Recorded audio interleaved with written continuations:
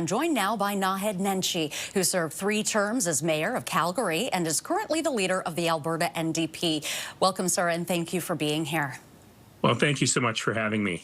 So you wrote an opinion piece that was published on the ctvnews.ca website this week with the headline, "The threat to our nation is very real." And in it, you discuss the rise of Alberta separatism. What are your concerns?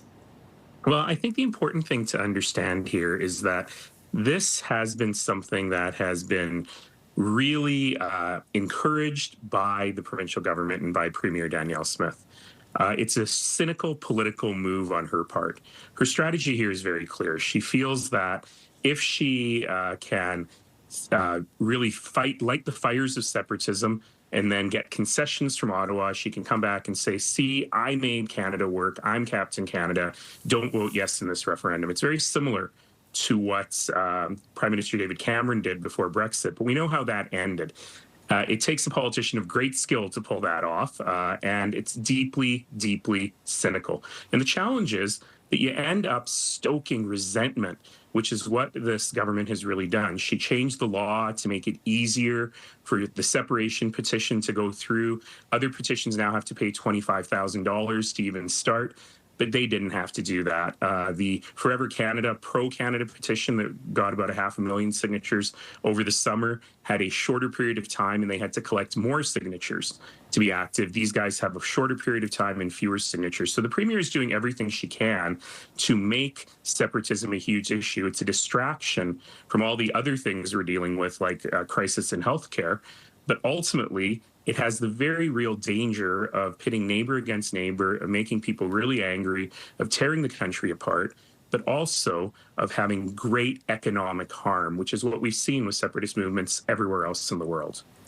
There have been sentiments of Western alienation in Canada for quite some time, but just recently, the Premier of Alberta did sign that memorandum of understanding with Ottawa on the pipeline. We heard people in the report that we just played previously talking about their concerns about oil.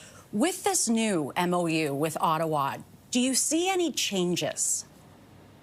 Well, we really need to see more export facilities get built, including pipelines. That is critical to the future of Canada. It's critical to the future of Alberta. We have to diversify our exports. But here's the thing. Conservative governments in Alberta and federally over the last many decades have built exactly 0 miles of pipeline to Tidewater. It's a convenient thing to pull out to get people riled up. But the only folks who actually got a pipeline built to Tidewater, the Trans Mountain expansion, was in fact the NDP government of Alberta under Rachel Notley. And so the difference between virtue signaling in this case and actually getting stuff done is pretty vast. And the MOU is an important first step, but it's not a win. It's a goal in the first period. And in order to get this done, we have to work well with the rest of the country and get these things in place because they're critical to the country. And we have a window of opportunity where majority opinion across the country in every province favors building these kinds of pipelines. So we can't squander that on political gamesmanship. We actually have to roll up our sleeves and get to work and get these things built. And for anyone who would like to read more, your opinion piece is available on our website, ctvnews.ca. We'll have to leave it there. Thank you, Mr. Nenshi, for your time today.